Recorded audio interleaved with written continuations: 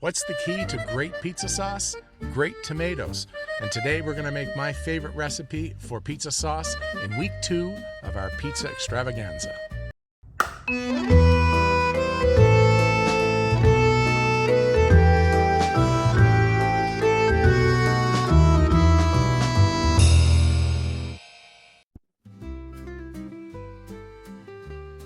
So welcome back to pizza week number 2, and today we're making sauce. Now, I completely have no issue with people buying pizza sauce. There's all kinds of good brands. Some are worse than others. Some are great. Uses Italian tomatoes, simple seasonings, not a lot of preservatives, and still show through the true nature of the tomato, which is kind of key. That's what you want with a pizza sauce. Now, I'm a big proponent of San Marzano tomatoes, or at least making sure that you're purchasing a high quality tomato that's been canned when the tomatoes are ripe. I think that's key. Now, in our previous video, Beach Pizza from 5 years ago, we made a San Marzano hand crushed, a little bit of olive oil, a little bit of salt, uncooked sauce. I love that sauce, and it's one that I go to a lot. It's super simple.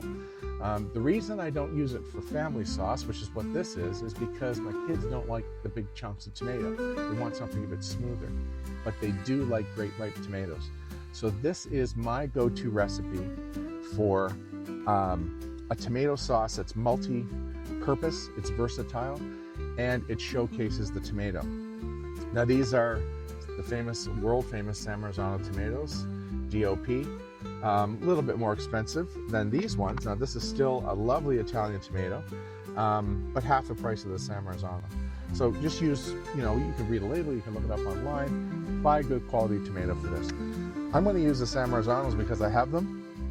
And before I dump that in, you can see a lot of people won't use the packing sauce as well, but I actually think that's kind of a waste.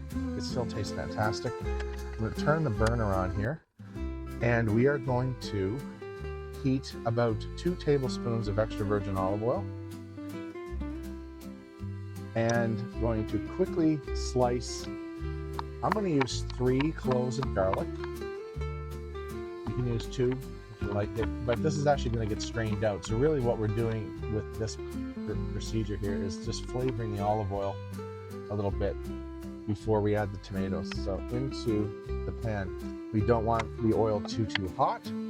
We just want them to soften up. Somewhere around here I had a wooden spoon. Okay. All right, we've fought the wind slightly to get this warm, but you can see now we've got slightly sizzling garlic, not browning or burning.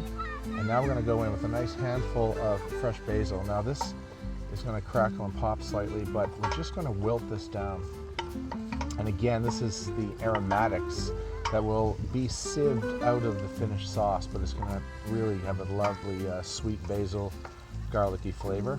It smells so good. It really does. It makes it come alive. There's something very special about that. And then in with the San Marzanos, the whole can. Wow, look at that color.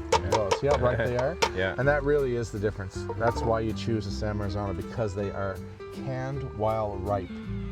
Now here's my little trick. A lot of people have a food mill. I'm choosing to do it this way with a potato masher to show that you don't need to have a food mill to make a great sauce. The food mill will actually give you sort of a rustic, not perfectly smooth texture to your sauce, which I do like. But the fact is that they can cost a lot of money, and not everybody's going to have it. So that's it. That's really all we need. Now we're just going to let that sauce come to the simmer, and then we're going to sieve it. And then we are going to, actually, one thing I forgot, a good teaspoon of salt. I'm not going to put chili, I'm not going to put even pepper in this, because it's a kid sauce. I don't want it too spicy. Anybody who wants to add spice can put some chili on the top of their individual pizzas. We're going to wait till that comes to the simmer.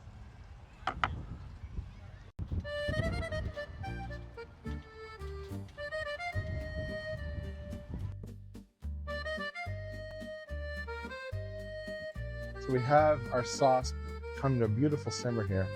We're going to do, actually we had to put this on for the wind, but we're going to do a sieve. I chose a sieve. There are different types. You can use a colander. You can use a cone-shaped sieve, a chinois, fine mesh chinois. This one I chose because this is quite common. It's inexpensive, and I think you can even get them at dollar stores, honestly. But it's a good example of how you can do some really lovely things with food and not have to invest a whole lot in very expensive gear. All right, Sash, watch your camera right there.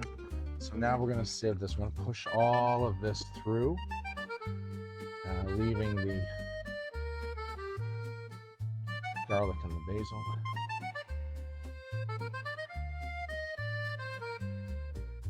You don't just want to use that garlic basil paste for something. Well, you certainly could. You could chop that up and put it on a nice piece of crostini. It would be beautiful. It's a great idea. If only we had some bread to grill right now. We do have pizza dough. Save it. Okay, you can see the seeds are left behind, which is nice.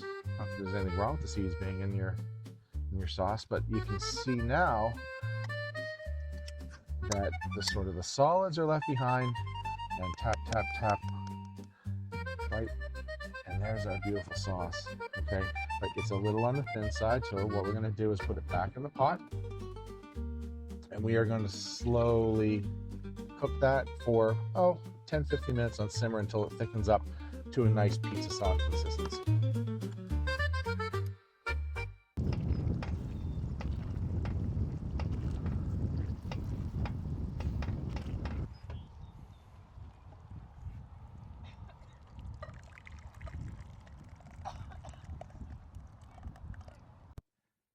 So here's our finished sauce. Now it's still hot, so it's a little thin, but when that cools, you can stick that in the fridge. It'll have a beautiful consistency.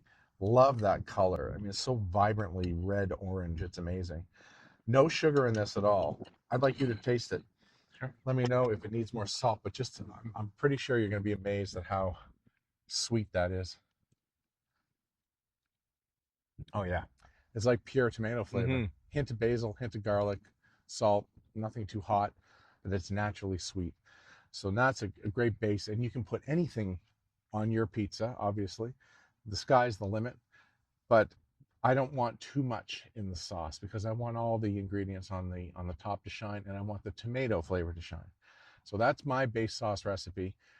Check out next week. We're going to do some pizzas, and click the link here to see the dough from last week. See you soon.